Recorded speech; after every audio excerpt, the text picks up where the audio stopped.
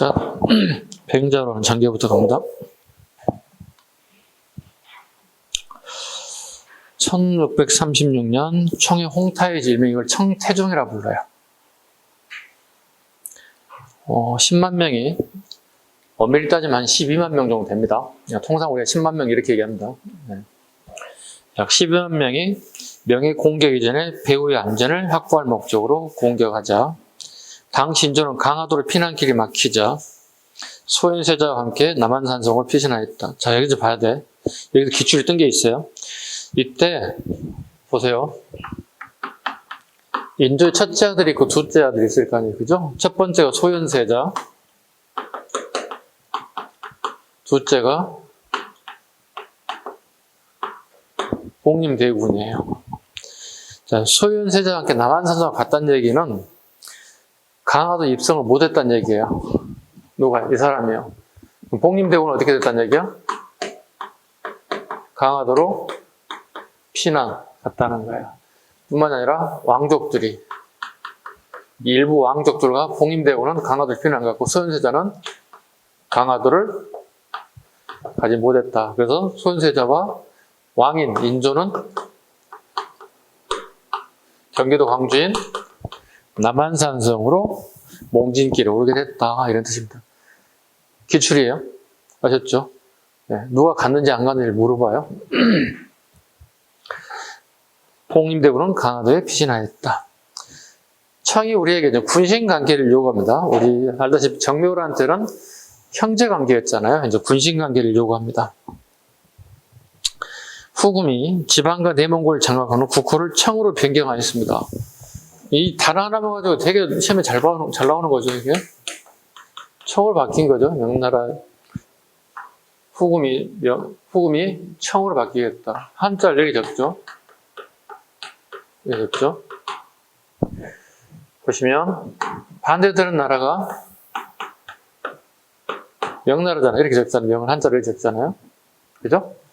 자, 해와 달이 합쳐진 거잖아요. 되게 밝을 명자가 되는 거잖아요. 해가 달이 합쳐서 되게 얼마나 밝았겠어요? 결국은 이건 전부 다 뭐냐면 우리말로 바꾸게 되면 불인 거예요. 우리가 불나면 뭘로 불 꺼야 되지? 수방차 가서 물 뿌려야 되잖아. 그래서 청나라에 삼수변이 들어가 있는 거 이렇게. 삼수변이 들어가 있다고. 요걸로 불을 끈다는 의미로 나라 이름을 모수자를 넣은 청나라 이름을 바꿔요. 선생님, 비하인드가 아니라 청나라 역사 청사에 나와요. 우리가 나라명을 후금에서 청으로 바뀐 이유를 불덩이 같은 명나라를 진압하겠다는 목적으로 나라 이름들을 바꿨어요. 잘하셔야 됩니다. 이게 나라 이름 바뀐 게 문제가 아니라 후금일 때, 청일 때 우리나라의 정묘란과 병자호란을 구분하라고. 가장 처음 시작할 때 이거부터 해야 한다고. 첫 번째 공격 후금실 때, 두 번째 청나라 때 정묘란과 병자호란을 기억할 것. 같은 민족이야. 나라 이름 국호만 바뀌었어. 잘 기억하셔야 돼. 조선에 대해 군신관계를 요구하고 더 많은 조공을 요구하겠다. 조공을 많이 요구하면 우리 백성들의 부담이 엄청 커지는 거예요. 그죠? 우리 국민들 입장에서 어떻게 되게 불만이 커질 수밖에 없어요. 청에 대해서. 자, 우리 신하들도 두 갈래를 나집니다. 주전론과 주화론입니다. 그 군신관계를 요구했다고 그랬잖아요. 그죠? 예. 이 군신관계를 요구하는데 약간 좀 상황이 안 좋은 상황에 이걸 요구하기도 해요. 뭐냐면 인조의 후첩 중에 한 분이 돌아가시게 됩니다. 그러면 나라와 나라가 이제 왕실에 상을 당하게 되면, 즉 국상이라고 얘기할 수 있죠. 국상을 당하게 되면 상대 국가에서 조문을 오게 돼 있지. 여러분도 주변에 뭐 지인들 중에 부모님이라든가 누가 돌아가시면 우리 문상을 가잖아요. 그죠? 복식도 그러니까 까만색 옷을 입고 가서 빨간색, 파란색, 칼라색을 입고 갈 수는 없잖아요. 우리가 잔치날이 아니잖아요. 그죠? 의상부터 우리가 벌써 격식을 갖춰 입어야 되고 가서 행동이랑 말투도 가서 되게 조심스러운 보이잖아요. 문상을 조심히 A를 갖춰서 갖춰야 되는데 얘들이 와가지고 요구하는 게 군신관계를 요구했어요. 상중에 이걸 요구했다. 이게 매너가 없는 거예요. 우리가 솔직히. 그죠? 통상 우리 유교 국가 내에서 생각하는 거의 대부분 상중에는 될 수 있는 한 쉽게 해서 뭐 교도소에 있는 애들도 일시적으로 풀려서 자기 부모님 상을 치르게 만들 정도이거든. 되게 중요하게 여기는 것 중에 하나 이거거든. 상중에 와가지고 저기요 다음 달부터 우리 형제관계가 아니고 분신관계 요구합니다. 이렇게 하겠다는 거지. 그럼 우리 신하들과 조정에는 초비상이 걸렸던 얘기가 되는 거예요. 그게 나와 있어. 밑에 그거예요. 우리가 싸웁시다. 우리가 힘이 없으니까 합시다. 그거 물어보는 거야. 자, 봅니다. 주전론. 정원, 김상원, 사막사, 윤집, 홍익관, 오달재를 사막사라 불러요. 등 후금의 강경체입니다. 주전론 밑줄, 강경책 밑줄. 다 몰라도 되는데 김상원은 꼭 잡을 것. 사막사하고.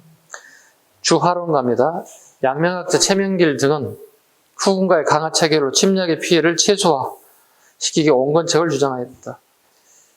이 최명길을 접어야 되겠죠. 이 김상원과 최명길을 스토리를 만든 게 뭐예요? 영화 남한산성입니다. 그죠? 보신 분 계시죠?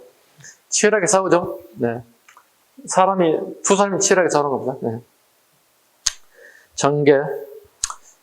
의주에서 임경업이, 저 위에 지도 한번 봐주세요. 의주 봐주세요. 아까 우리 개시후시 할 때 의주를 한번 그렸죠? 자, 의주의 임경업이 백마산성에 밑줄 긋습니다. 그리고 위에는 백마산성을 좀 잡아봅니다. 백마산을 지키고 있자 청나라군은 직접 서울로 진격하였다. 청해 선봉대 항해도에 침입하자 강화도로 몽진하기 위해 출발했으나 행주산성과 양화진 일대에 청군이 들어와서 강화도로 가는 길이 막혔다. 그리고 남한산성을 피난하여 청군에 대항하였다. 그러나 식량의 부족과 추위로 항전의 한계가 나타났고 조정정 간의 격렬한 정쟁이 일어났고 결국은 성문을 열고 항복하였다. 자, 그 백마산성을 청나라에 뚫고 들은 게 우회했어요. 꼭 정하셔야 돼요. 네, 임경업 장군이 있는 백마산성이 있다면 이 백마산성이잖아요. 이 우회해버렸다. 이렇게 해버렸다.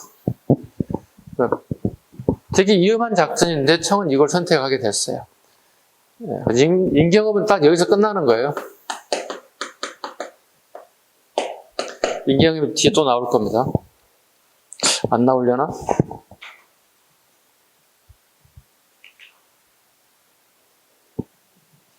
뒤에 또 임경업이 나옵니다. 그때 하겠습니다. 결국은 남한산성으로 경기도 광주로 피난을 가야 되는 상황이 되고 말았다는 겁니다. 자, 이제 남한산성에서 치열하게 싸우는 되는 겁니다. 결과 보겠습니다. 인조는 삼전도에 나아가, 삼전도는 송파구에 있어요. 서울 송파구입니다. 3개 구고도에 얘를 올리고, 3개 구고도는 오른쪽 봐봐요. 중국 청나라 때 시행한 황제에 대한 경례법입니다. 개는 무릎을 꿇는 것이고 고는 머리를 땅에 닿게 한 다음 뜻으로 무릎을 꿇고 양손을 땅에 댄 다음 머리가 땅에 닿을 때까지 숙이기를 3번, 이것을 한 단위로 3번 되풀이합니다. 우리 PT 가서 세트하듯이 그렇게 하는 거예요. 절을 한 번 하고 머리를 모래바닥에다 3번 찐 거야. 그럼 여기에 이제 모래가 좀 바뀌어서 흔적은 남겠지만 피는 나지 않아요. 전후기에 야사에 이제 막 인조가 피를 유혈이 낭자했다 이렇게 나오는데요. 우리 해수장 가가지고 머리 또는 여기 살짝 모래 닿으면은 박혀서 흔적만 남지 피는 남지 않아요. 약간 좀 과장돼서 표현하는 경우가 있습니다. 3개 구호주의를 겪다.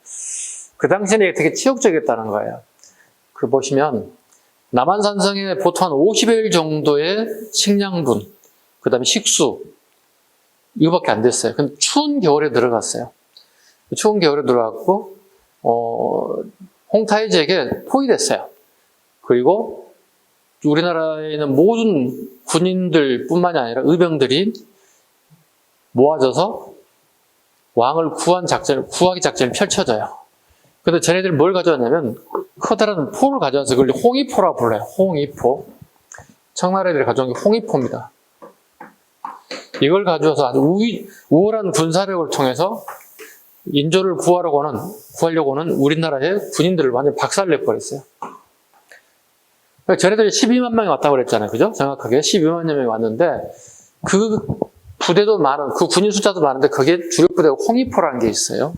홍위포가 얼마나 무섭냐면 이 청나라 애들이 명나라를 때려잡은 게 홍위포입니다. 원래 이 청나라 게 아닙니다. 그게.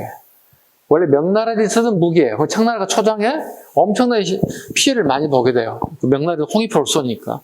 홍타지가 되게 이제 홍위포에 대한 정보를 검색하고 봤더니 엄청난 무기였던 거예요. 그래서 청나라 군인들에게 명령을 내립니다.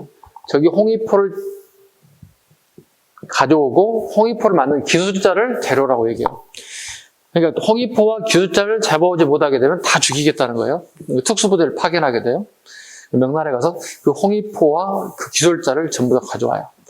통상 우리가 예를 들어서 5,000m 정도 쏴올 수 있는 것 같다고 1km 정도까지 이 사거리를 늘려서 개발하게 만들어요. 홍타이지가. 왜? 만들려면 죽이겠다고 만들어야 되는 거예요. 기술력을 발휘해야 되는 거예요. 극한의 상황에서.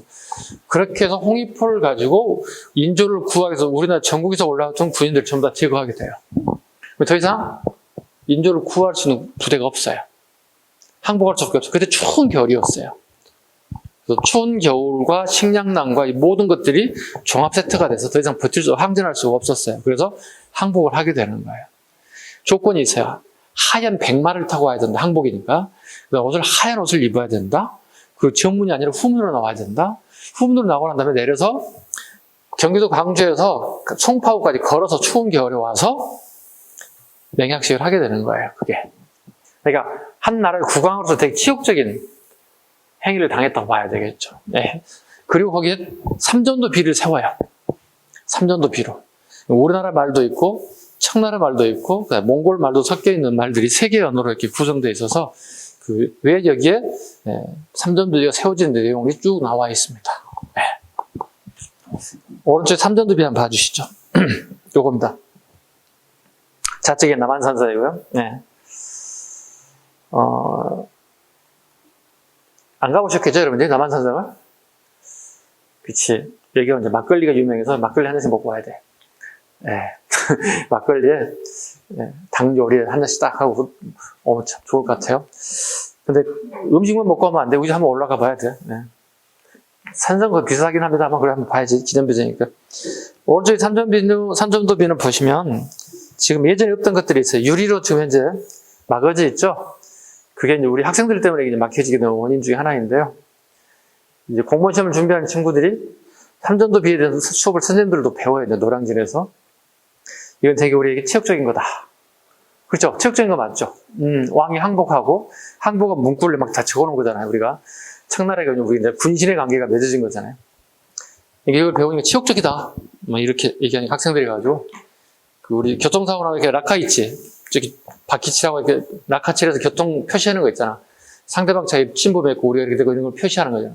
그 라카를 가지고 X자를, 삼전도비에 X자를, 앞면, 옆면, 뒷면 다 X자 치는 거예요. 이게 서울시 문화재로 등록돼 있어요. 이건 뭐야? 문화재법 위반이에요. 우리 벌금 물어야 돼요. 경찰서에 가게 되면 조서 꾸밀 거 아니에요. 이름, 주소, 나이 막 이런 거 적잖아요. 이름 홍길동입니다. 몇 살? 22살입니다. 이거 왜 했어? 이거 우리나라에 있어서는 안 됩니다. 막 범죄 행위가 아니야, 이것은. 피의자이긴 피의자인데 범죄 행위가 아니야, 얘들 입장에서는. 왜? 우리에게 가장 굴욕을 줬던 비석인데 그거 내가 망치를 가지고 때려 부술 수 없는 거기 때문에 이런 행위를 했다고 정정당당하게 막 밝히는 거야. 피의 조서를 꾸면 경찰을 모를까? 알아. 자기도 공부했거든. 수업을 자기도 들었기 때문에 알아. 충분히 너 이해해. 그래서 어떻게 됐다는 게 쭉 적어. 벌금 벌어? 5만 원, 10만 원 벌어. 그래도 경찰 준비한 애들이야. 네. 이런 행위에서. 이게 학생들이 범법대로 만드는 결과가 가져올 수 있단 말이죠. 그러면 서울시 문화재라고 돼 있지만 우리가 치욕적인 것도 우리 문화재는 맞아요. 어떤 사람이 없애야 된다, 근데 이게 후대에게 줄 수 있는 교훈이거든요. 그죠? 우리에게 치욕적인 거죠. 그래서 보존하기 위해서 유리까지 씌워놨어요. 왜? 그 유리창에다 라카 칠해봐야 의미가 없잖아요. 그죠? 닦으면 되니까. 이런 행위를 했던 것들이 대표적인 삼전도비다 보시면 되겠습니다. 여러분 하지 마세요. 시간 낭비야, 가봐야. 나중에 정치할 사람 아니면 이런 거 하지 마. 결과 봅니다. 인조는 삼전도에 나아가 3개 구대회를 올리고 항복하였다. 청과 군신관계를 맺었고 소윤세자, 복림대군 다 인질로 끌려갑니다. 강경파의 척하론 전인 홍익한 잡아야 돼. 윤집, 오달 이 사람들을 삼학사라 불러요. 왕자 2명 기본적으로 많이 유명한 인물, 그 다음에 삼학사가 많은 백성들이 청의 인질로 포로로 끌려가게 되었다. 밑에 사료 꼭 읽으셔야 돼요. 오케이? 사료를 내가 제시해서 문제를 만들 거니까 그냥 이렇게 되지 않아. 다음 우리 뭐 중학생 중간고사도 아니고 청나라 전쟁에 삼학사가 아닌 사람 중학교 검정고시 시험에 뭐 이런 게 나왔더라. 청과의 전쟁에 끌려간 삼학사가 아닌 사람을 고르세요. 뭐 이렇게 나와 있어. 그 시험 문제 보고 이게 뭐야? 이게 시험 문제가 아닌데? 뭐 이런 식의 느꼈던 부분 중에 하나입니다. 다음 페이지 갑니다. 북벌계획 갑니다. 청에게 이제 원수가 없다는 거예요, 우리가. 북벌론 제도 갑니다. 자, 청에 대한 적개심과 문화적인 우월감을 바탕으로 북벌론이 제기되었습니다. 청의 감시 속에도 군비를 확정하였습니다. 우리 정부가 좀 거짓말을 좀 하고 있습니다.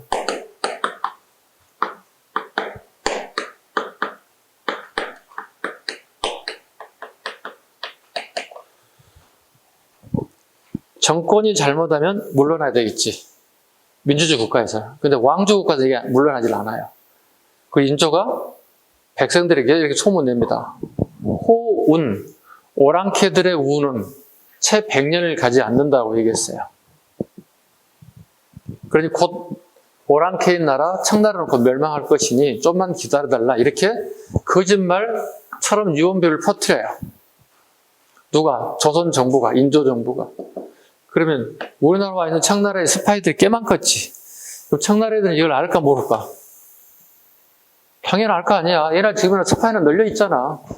여러분이 살고 있는 곳, 서울, 그다음에 군사 주둔지 당연히 각국에 상반되는 스파이들이 와 있겠죠. 정보전을 펼치기 위해서 와 있겠죠. 이렇게 가 있죠. 이렇게. 그런데 지금 현재 청에 누가 인질로 잡혀 있어요? 첫째, 소연, 둘째, 복림. 그죠? 그 다음에 반대했던 김상원. 그 다음에 윤집, 홍익한, 오달자, 삼학사. 그 다음에 엄청나게 많은 우리 백성들이 지금 현재 여기에 끌려가서 힘든 생활을 보내고 있잖아요. 그럼 청이 어떻게 할까? 인조에 대해서 공적인 업무를 파견될 공무원이 오죠. 청에서 이런 소문을 퍼뜨리고 다니는 인조에게 통지하죠. 까불지 말라고. 속된 말로. 너 까불지 마. 네가 왕인 것 같은데 왕 아니야, 너 자식아. 내가 언제든지 바꿔버릴 수 있어. 왕을 바꿀 수 있다는 것을 갖다가 인조에게 통지하게 돼요. 그럼 바꾼 다음에 누굴까? 첫째 아들인 소현세자야. 왜? 소현세자와 청나라의 왕족과 고위 관료와 되게 친분을 쌓아요. 소현세자가. 뿐만이 아니라 소현세자의 부인이 진주광시인 강시성을 가진 분이에요. 이분은 여기에서 사업을 해서 엄청나게 큰 기업을 이루었어요. 되게 사업적 소질이 좀 있었던 것 같아요, 부인은. 반면에 소현세자는 청나라 말도 잘하고 청나라 관리도 되게 완만한 관계를 유지했어요. 훗날 인조가 죽은 다음에 청나라 입장에서 소현세자가 가장 적임자였던 거예요. 인조는 자기 아들이 인질로 끌려가 되게 안타까워야 되는 상황이 됨에도 불구하고 이와 같은 정치적 상황에 전개되면서 소현세자가 아버지가 아들에게 정적의 대상이 돼버렸어. 정치적 적이 됐다는 거야. 내 후계를 이해할 아들이 아니라 내가 살아있는 왕을 몰아내고 아들이 왕위를 찬탈할 수 있다는 이런 조급증이 오기 시작했어요. 그러고 난 다음에 해방이라 이 소현세자가 봉임되고 10년 넘게 인질 생활을 했거든요. 풀려서 다시 조선에 귀국을 하게 됐어요. 인조는 이걸 잊지 않고 있었어요. 아까 협박했던 것에 대해서. 소현세자는 아무 생각 없이 온 거야. 근데 소현세자가 왔을 때는 뭐냐면 서양에서 청으로 들어왔던 많은 과학 기구들이 있어요. 이걸 가지고 오게 됐어요. 그 다음에 많은 서양에서 들어왔던 서책들을 많이 가지고 오게 됐어요. 대표적인 게 뭡니까? 여러분이 지금 많이 쓰고 저도 마찬가지. 안경. 우리 눈이 안 좋으면 안경 써야 되지, 그지? 시력이 안 좋아지니까. 그러니까 와가지고 아버지가 써주는 거, 아버지 한번 봐보실래요? 오, 잘 보이는데 이렇게 됐을 거 아니야. 그 다음에 멀리 있는 걸 땡겨서 보는 게 쌍안경이 있지, 망원경이 있지, 그지? 이런, 그 다음에 천체 관측하는 것들이 있지. 그럼 서양에서 왔던 과학기술 서적들이 되게 이제 청에 와서 번역되는 것들이 있더라고. 이걸 되게 많이 가져온 거야, 이거. 그리고 난 다음에 인조와 서인 세력들은 소현세자를 갖다가 경계 대상이 돼버렸어요. 그 결과 소현세자 첫 번째 아들은 의문사하게 됐습니다. 그 실록 기록에 이렇게 나와 있습니다. 죽었는데 사체가 온몸에서 검정색 반점이 나타났었어요. 사체가. 그 기록 몇만 개 가지고 의문사라고 단정을 할 수 없지만, 그래서, 그러니까 질병이 확실하지 않기 때문에 우리 의문사라는 표현을 써서, 그러니까 한의사들이, 이제 지금의 21세기 한의사들이 그때 기록을 이제 검증할 수 있겠지. 또는 요즘에 양의들이 그걸 검증할 수 있겠지. 확실하지는 않지만, 약물에 의한 중독사일 가능성이 크다고 보고 있는 거예요. 설이에요. 누구도 그걸 약물 중독사라고 단정할 수는 없어요. 왜? 현장에 그때 누구도 본 사람이 없기 때문에. 나와 있는 실록의 기록만 가지고는 단정할 수 없기 때문에 그냥 의문사인 거예요, 그냥. 이게 실제로 의문사라면 되게 지독한, 고약한 왕 아닐까요? 아버지 아닐까요? 여러분 생각해 보세요.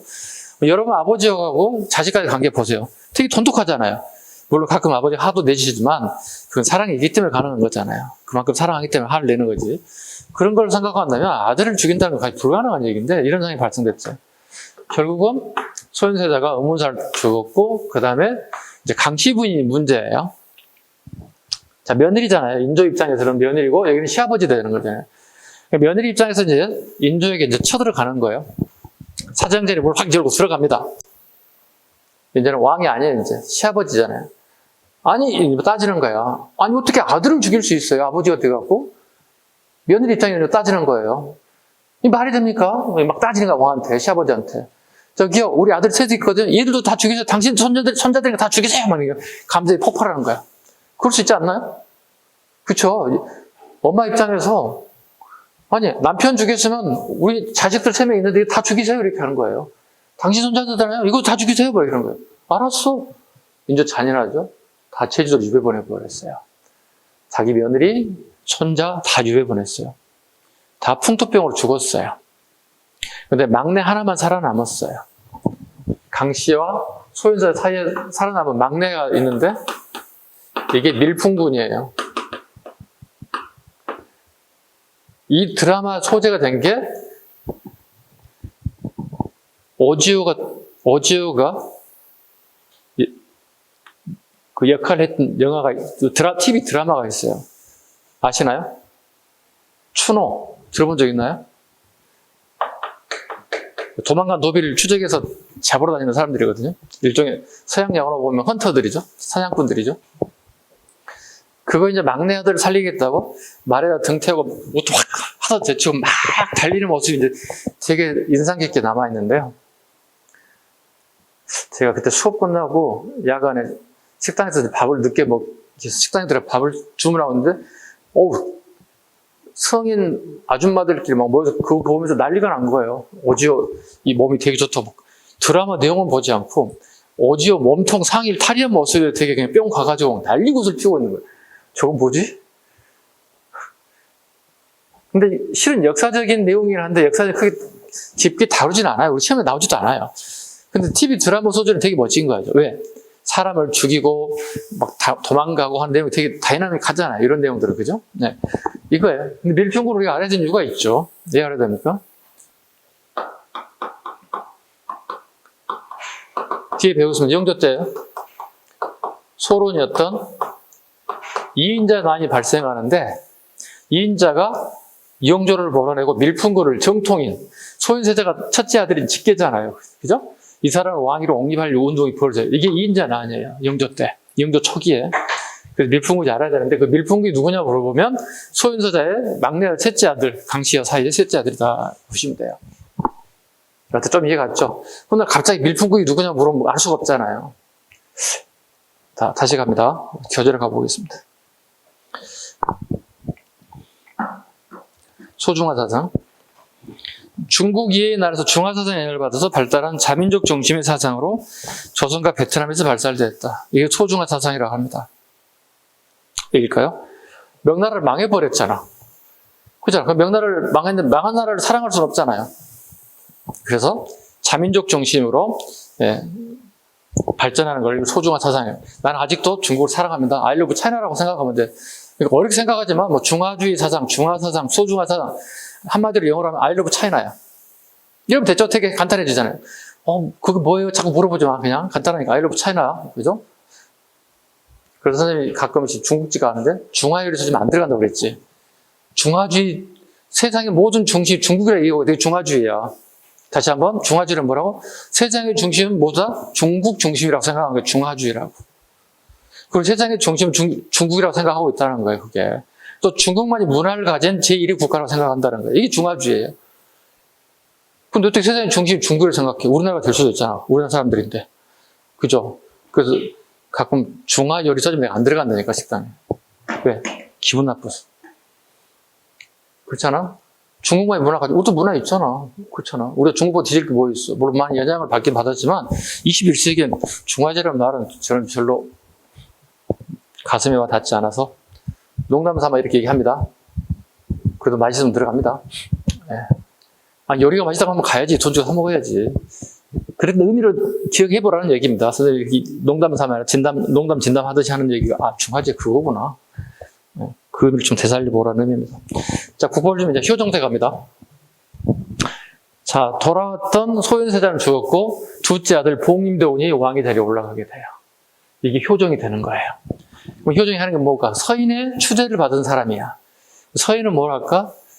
나라가 완전 망했잖아. 그런데 그 정권은 서인 정권이잖아. 계속 유지되고 있잖아.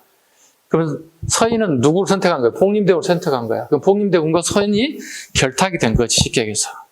왕위를 유지시키고 그 왕권을 지탱하는 세력들이 효정과 서인 정권인 거예요.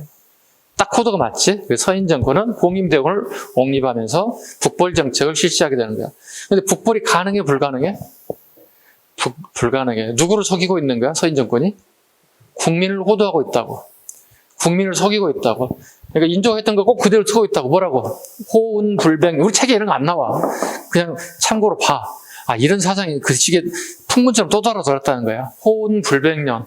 오랑캐우는 채 100년이 가지 않는다. 곧 망할 때 됐으니 백성 여러분 좀만 기다려주세요. 우리나라가 곧 강국이 될 겁니다. 이렇게 뻥튀고 있다고.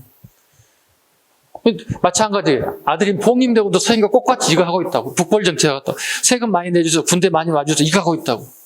실제로 어떻게 폰만 잡고 하지를 못하는 거야 이게. 표정 갑니다. 살림을 등에 살림이 줄거봐. 산님이죠. 정확한 발음은 산님.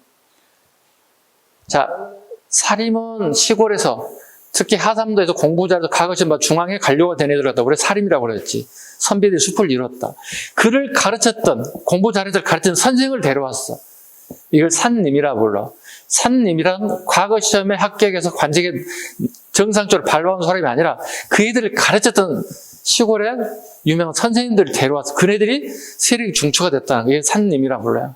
그 대표인 사람이 누굴까요? 충청도를 대표라는 송시열이에요.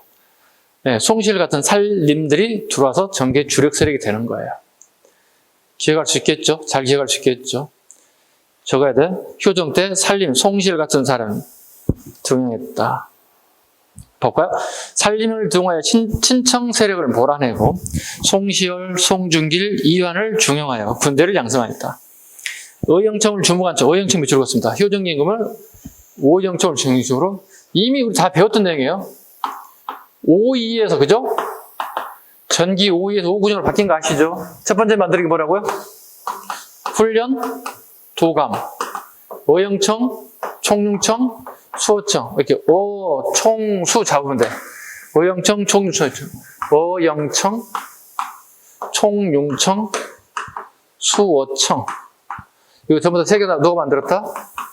인조가. 여기보다 선조가.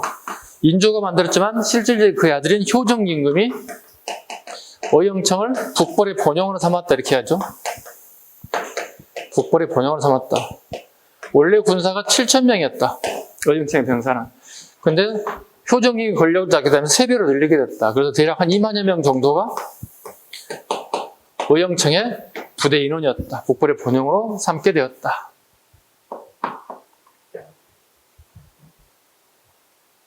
그죠? 그래서 의영청 내에 효정님은 복수를 설치했다고 그러죠. 이렇게. 복수를 하겠다는 기구를 설치했다. 됐죠? 그걸 자주 쓰는 용어. 저 보세요. 저 보셨죠? 공부 어영부영하면 합격 못해요. 집중해서 하라고요. 그 어영부영이라는 단어가 의영청의 병사들이 북벌을 정작 실행을 할 수 없었잖아요. 그럼 나중에 작은 문제 때문에 해체될 거 아니야. 그지? 그때 해체되는 행위를, 그 모습을 보고 어영부영이라는 단어를 썼어요. 지금도 우리가 가끔 쓰는 용어죠. 근데 어영부영이라는 단어가 역사적인 용어였어요. 의영청이 해체되면서 나타나는 단어다 보시면 되겠습니다. 자, 다시 갑니다. 의영청을 주무관청으로 신무기 개발과 군 전력을 강하게 노력하였으나 효정이 죽은 후 북벌 계획은 좌절됐습니다. 끝났죠. 의영청, 내삼청을 기병하기도 했다. 이건 앞에 7급 기출 적어요. 7급 기출이에요. 훈련대장 이현을 중심 화포를 제작하였다. 이현 잡아주시기 바랍니다. 자, 임경업 나왔습니다. 임경업 앞에 기출 적습니다. 기출이기도 하고 빈출이에요. 빈출. 자주 나와요. 한능검에도 나오고 수능에도 나오고 우리 공무원 시험에도 나옵니다. 임경업이 어떤 일을 했는지 보자고요.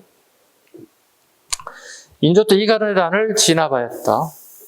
명나라에 망명하여 청나라와 싸우다가 생포되었으며 외교 문제가 쟁점화되자 인조 요청을 조선으로 합성되어 형틀에서 장사를 당했다. 장살이란 사형 방법 중 하나로 가장 잔인한 죽을 때까지 때리는 걸 갖다 장살이라 불러요. 되게 고통스럽죠, 사람이, 그죠? 예, 그냥 단칼에 목숨 나가면 간단하죠. 순간 쇼크만 있으니까.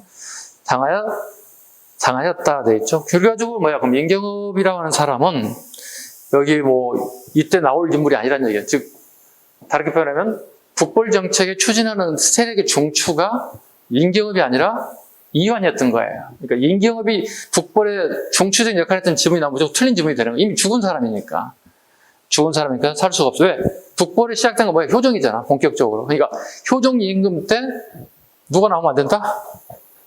이미 죽은 인물이었던 임경업이 나오면 안 된다고. 이완 훈련대장이 중추적 지휘권을 가지고 있었다는 거예요. 군인들에 대한 지휘권. 기억 잘 하실 것? 숙종 갑니다. 청의 정세 변화를 이용하여, 이건 3번의 난이라고 하죠. 남인인 윤유를 중심으로 북벌의 움직임이 제기되기 위해서는 현실적으로 북벌을 실천하지 못하였다. 남인의 윤유 밑줄을 긋습니다. 봐보자. 남인은 북벌을 비판해서 적어놓으세요. 붕당 중에 서인이 북벌을 주장했지 남인은 북벌을 비판했어요. 기억잘. 붕당의 북벌 정책에 대한 얘기입니다. 그런데 남인이었던 윤유는 상황에 맞게끔, 전해질 상황에 봐서 북포를 주장하자는 거야. 남인, 윤유는요. 그래서 이거 차이점이 꼭 기억하셔야 됩니다. 함정 되게 많이 팔 겁니다. 윤유는 상황을 봐서 해야 된다. 왜? 구고 있는 게 3번의 난이에요. 3번의 난의 틈을 이용하자는 거야. 자, 봐봐. 3번의 난이란 뭐라냐면, 번이라고 하는 것은 청나라의 군 주둔지를 얘기하는 거야. 군 주둔지 윤주의 사령관들이 쿠데타를 일으키는 거야. 그럼 내일 안으로 인해서 국력이 약화된 틈을 이때 교묘하게 이용하자고 하는 게 윤유의 생각이었던 거예요. 그러니까 남인의 생각 자체가 반영된 게 아니라 윤유 개인적인 생각이 여기에 반영됐다는 생각합니다. 구분 잘 하시기 바랍니다. 남인의 생각은 뭐다? 나를 일으키지 않는 거다. 이길 수 없다는 거죠, 쟤네들을. 상황에 따라서 윤유는 주장하고 있도록 북벌 하자는 거죠. 자, 북벌론의 정치적 악용 보겠습니다. 서인의 정권 유의책으로 이용됐다. 단골 메뉴예요. 우리 시험 보다 보면 지문에 단골 메뉴. 서인의 정권 유의책. 이거 돼 있잖아. 이거 기억나잖아. 이거 기억할 수 있겠죠. 호언불백년. 백성들을 속이고 있는 거잖아. 좀만 기다려달라고 하고 있잖아. 대체 어떻게 국방비 많이 내달라고, 군대 많이 와달라고 이거 얘기하고 있죠. 두 번째, 서인이 남인 진출 견제책으로 이용되기도 했다. 그 다음에 밑에 최명길 주화론 여러분 읽으시고, 오른쪽 윤집의 주화론 읽으시고, 윤유 상소, 송실 북벌로 다 기출이에요, 이거. 기출 사례야. 읽을 수가 없어. 이건 내가 모의고사를 낼 때 이걸 쓸 거야, 제가. 아셨죠? 그 다음에 제일 밑에 김상원의 시 봐봐. 아까 김상원이 끌려갔다고 그랬지, 여기. 봐봐. 그러면 소윤사도 죽었지. 그 다음에 사막사도 죽거든요. 사막사도 가서 일주일만 목을 쳐 죽이거든요. 그럼 김상원은 끌려갔잖아요. 청나라에. 돌아왔을까요? 죽었을까요? 제가 자주 물어보거든요. 이때 나이가 60 넘었거든요. 끌려갈 때가. 그럼 조선시대에 되게 장수하신 분이잖아요. 그죠? 근데 이 사람이 나중에 돌아와요. 백벌이, 하얀 백발이 돼가지고 돌아와요. 이게 정치할 수 없는 상황이 됐죠. 거의 이제 언제 갈지 모르는 정도 되었지만 돌아가긴 돌아왔어요. 자, 김상은 15입니다. 이거 물어보면 병자호론 물어보는 거야. 가노라 삼각산, 북한산 얘기하는 거야. 삼각산. 경기도 고양시와 서울시 경기란 북한산을 얘기한다고. 가노라 삼각산아. 다시 보자 한강산. 한강산 우리 한강 얘기 보고 하는 거죠. 다시 내가 볼지 모르겠다는 거예요. 고구산천을 떠나고자 하려면은 시절이 하수장한 내가 올똥말똥해라. 내가 올지 오지 못할지 나도 모르겠다. 자신할 수 없다. 그러니까 내가 매일 봤던 북한산하고 한강을 내가 볼 수 없다는 그런 마음이 잘 표현되어 있다고 봐야 되겠죠. 다음 나선정벌 갑니다. 나선, 러시아로 적으면 돼. 러시아를 나선이라고 한자 표현을 하는 거예요. 시베리아 지방에 러시아 세력이 밀려왔다. 경과, 러시아 예부를 하던 청의 원병 요청으로 청을 치러 내려온 거예요. 효정 때 병급 신유 1차자 2차례 조총부대를 출동 성과를 이루었다. 조총부대를 만든 목적이 효정 임금이 누구의 복수하기 위해서 만들었어요? 청의 복수할 목적으로 만든 게 조총부대였어요. 근데 그 조총부대를 청을 이해서 써먹은 거야. 청나라 영토를 침범한 러시아군을 격퇴한 거야. 1차자 2번을 우리 격퇴한 거야. 자, 실패한 것보다 승리한 건 좋긴 해요. 근데 문제는 용도가 잘못된 거지. 청을 치려고 만든 걸 청을 이해서 써먹은 거야. 그 끝에 단어가 일어나죠. 성리학의 명분론에 입에되는 상황이 되고 말았다. 성리학의 명분론에 입에 들었습니다. 가장 이 앞전에 기초적인 거 한번 얘기했죠. 네. 우리가 명분론을 되게 많이 하잖아요. 정치 시절 되면 정치인들이 등장하고 선거가 이루어지면 명분론을 되게 많이 내세우죠. 명분론이란 대의명분의 줄임말이에요. 큰 뜻, 명나라의 큰 뜻을 따라간 걸 갖다가 대의명분이라고 불러요. 우리는 주종관계였던 조선이라는 나라는 명나라의 종관계거든요. 주와 종관계거든. 그러니까 명나라의 큰 뜻을 따라간다. 대의명분, 줄여서 명분론 얘기하거든. 그러니까 봐봐. 명을 망하게 했던 청나라를 우리가 공고에서 명을 다시 찾아주고, 그죠? 우리가 복수하겠다는 의미를 가지고 있는 게 명분이거든. 근데 명분을 만들기 위해서 조총부대를 만들었는데 웬걸? 잘못 써먹었다는 얘기. 그래서 명분을 입에 대는 상황이 되고 말았다. 됐죠? 그 다음에 집권 붕당에 따른 관계의 변화 같이 한번 보겠습니다. 강해군, 북인 정권, 노장 사상의 포용적이었다. 조식 사상을 계승하여 성리학적 명분을 구애받지 않았다. 그럼 조식 사상을 계승했다는 얘기 뭐죠? 북인이죠. 그럼 북인 정권들이 강해군 시기 전체를 갖다가 인사학관 80~90% 장악했다는 거야. 그러니까 서인들이 강해군을 갖다 멀리 갈 수밖에 없지. 그잖아. 인사 독점이라는 게 무섭잖아요. 그죠? 중립의 정책, 인조, 서인 주도하여 남이 참여하게 됐다. 주자 중심의 이양과 이의 사상을 계승. 친명 배금 정책, 혼란을 초래했다. 인조부터 전까지 서인과 남인이 공존. 착화론, 의리 명분론을 강조, 청을 정벌하자는 북벌 정책을 추진하더라. 됐죠? 이렇게 간단히 넘어갔습니다. 어렵진 않죠? 충분히. 네. 후기에 대의 관계 가겠습니다. 후기에 좀 지울까요? 듣고 이해 잘 안 되신 분들은 대기실로 오세요. 질문하세요.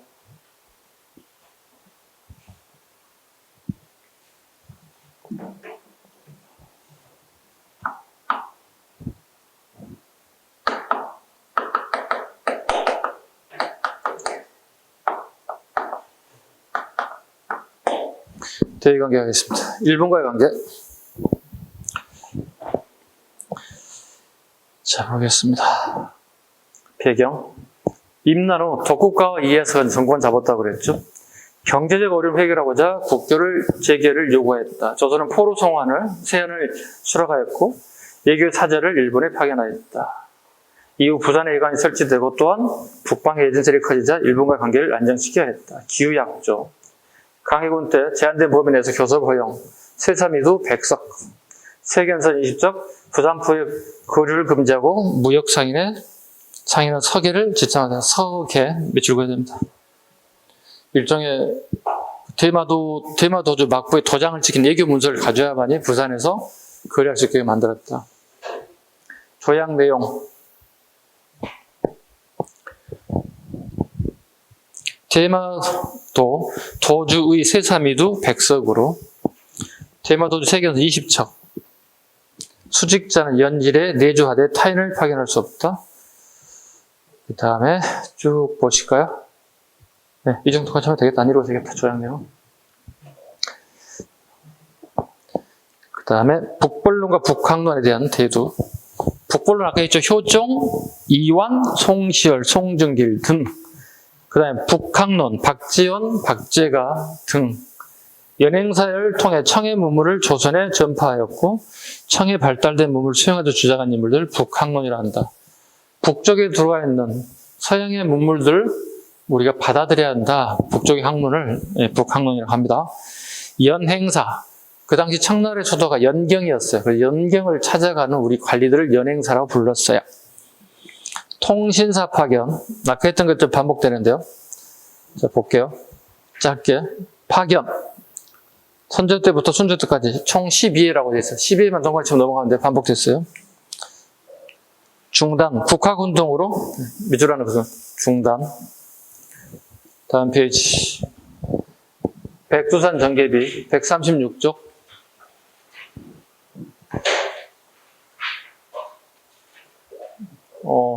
그냥 말로 하죠. 조선 후기의 가장 큰 문제가 이제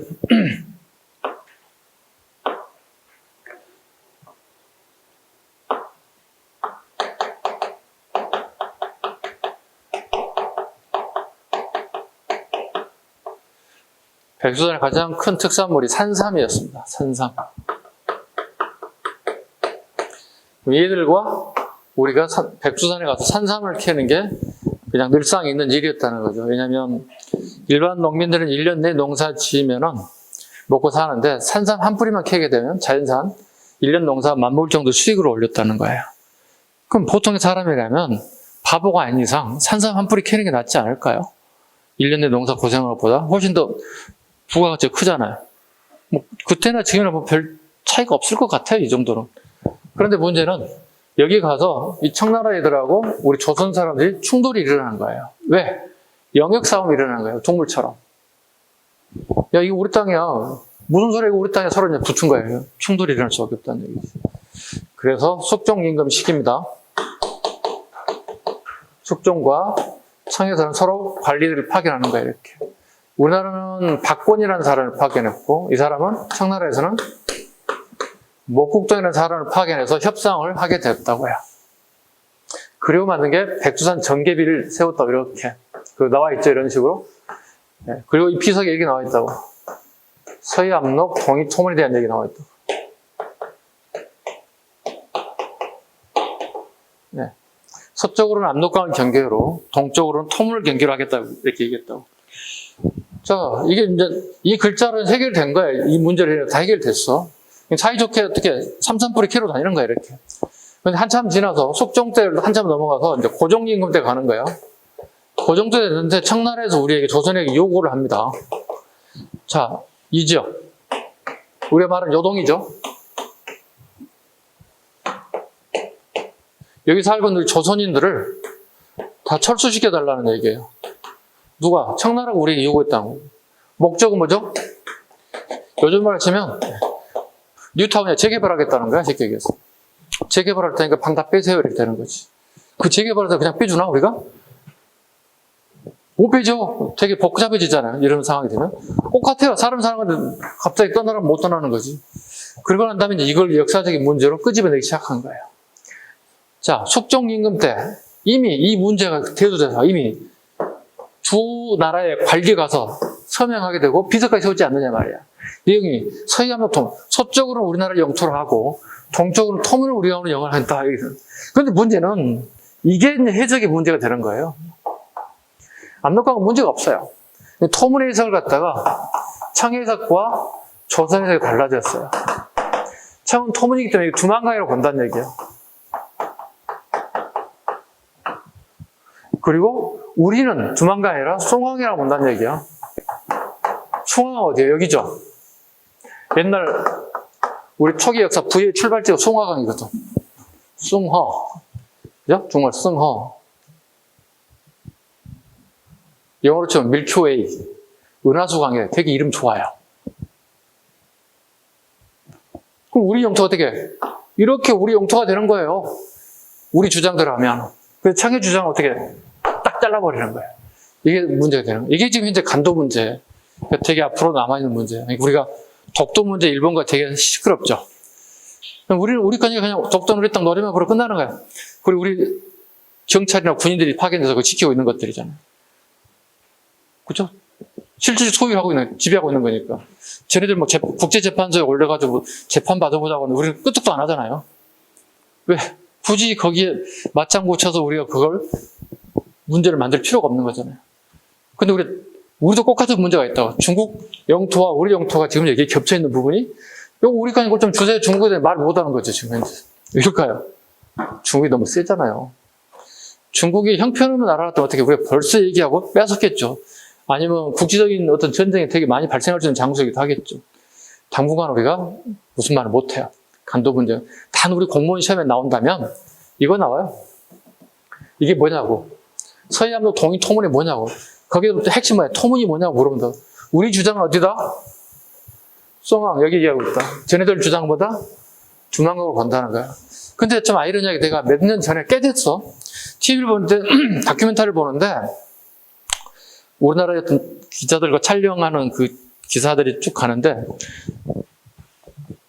이렇게 북한에 보니까 이렇게 화살표 이렇게 해놓고요.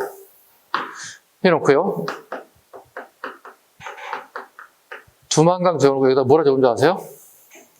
토문강 적어놨어요. 이쪽으로 가는 길이라고. 제 눈에만 보였어요. 일반 시청자를 모르겠죠. 두만강 가는가? 근데 뒤에 가로 열고 뭐라고 되어 있다고요?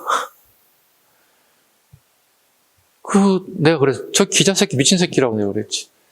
최소한 역사의식을 가지고 있고 역사를 배운 놈이라면 최소한 이 단어를 알 거 아니야. 서해안록 동이토문에 이 토문의 문제가 심각하다는 걸 알 거 아니야. 자, 토문은 전애들이 여기를 얘기하면 우린 여기잖아. 그럼 북한 애들도 이걸 뭐로 적어냈거나 아니면 중국과의 어떤 관계 때문에 껄끄러워서 이거 표기 안 했거나 그럼 쟤는 나만의 기자가 촬영하러 간 거잖아. 그지? 나만의 촬영 기자 갔다면 최소한 더 이의제기가 돼야지. 아니면 방송에 멘트를 해야지. 우리가 알고 있는 두만강은 여기인데요. 여기 토문강이라는 것은 뭔가 문제가 있습니다. 우리가 알고 있는 중고등학교 시절 배우던 토문강은 두만강이 아니라 송화강, 승허입니다. 밀크웨이입니다. 얘기를 해줘야지. 최소한 더 PD 정도 급이 되면 그 정도는 알아야 되지 않나? 막 욕했어. 옆에 우리 아이프가 있었어. 왜 욕을 그렇게 하냐고. 흥분하지 말라고. 당신 흥분하다 그게 고쳐지겠냐고. 나라도 해야지 누가 하겠냐고. 이해 가셨죠, 여러분들은?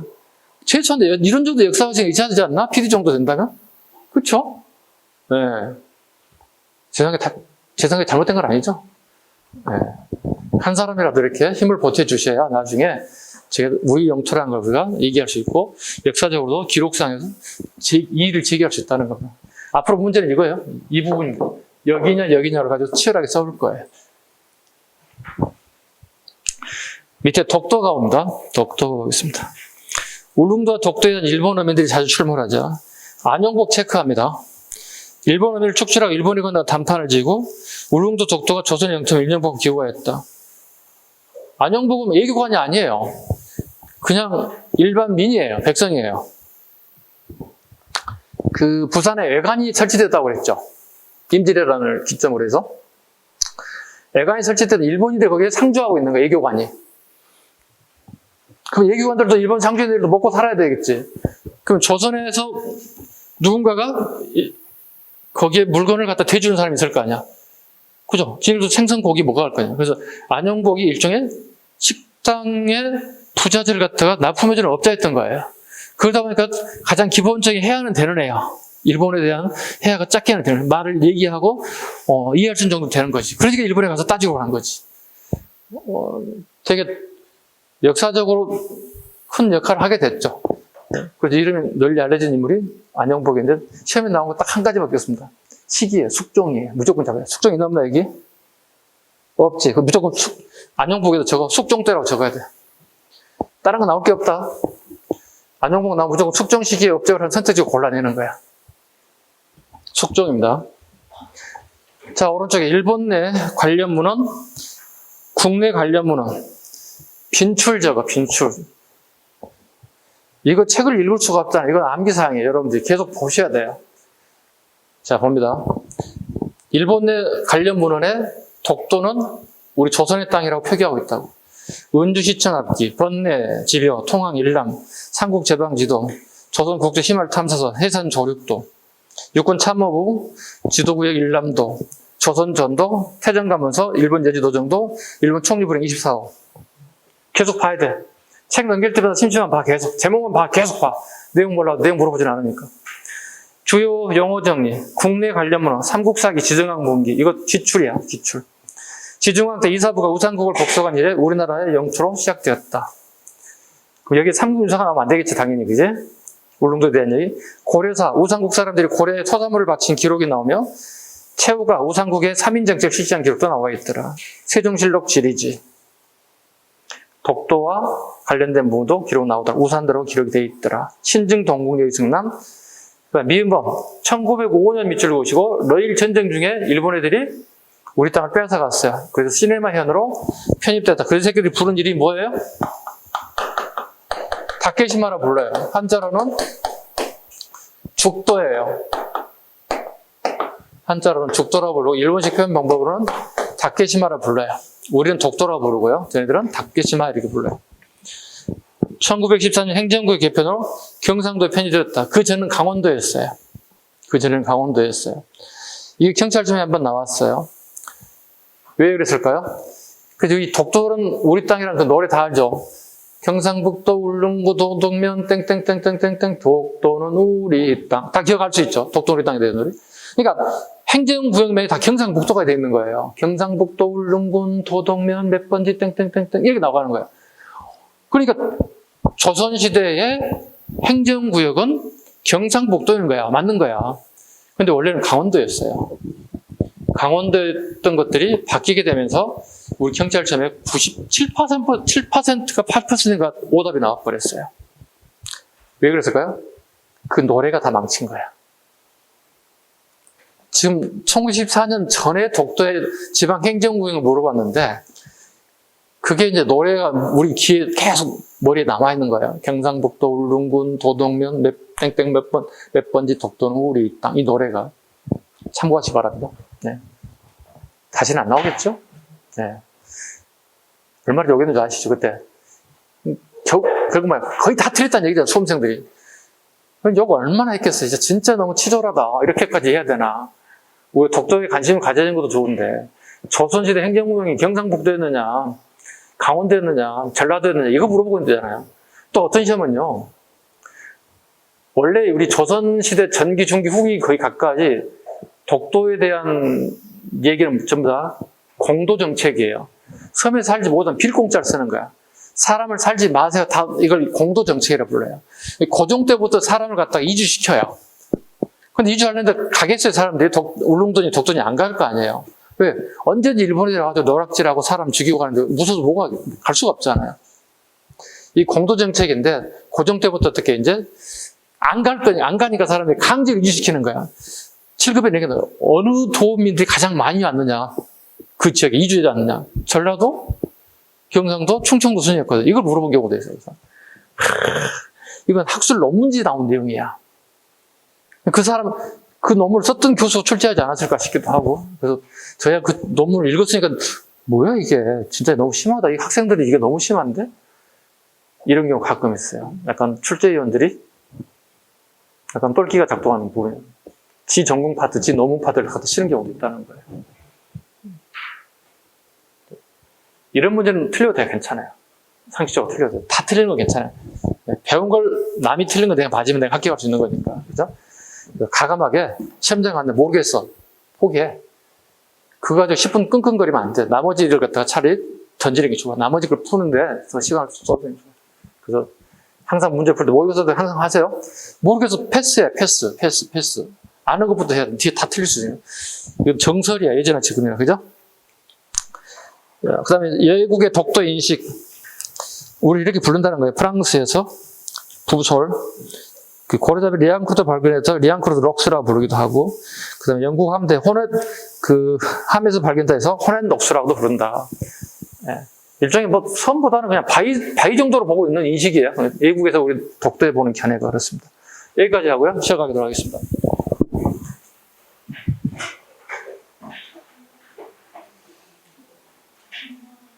이거 에어컨 해야 안 돼요?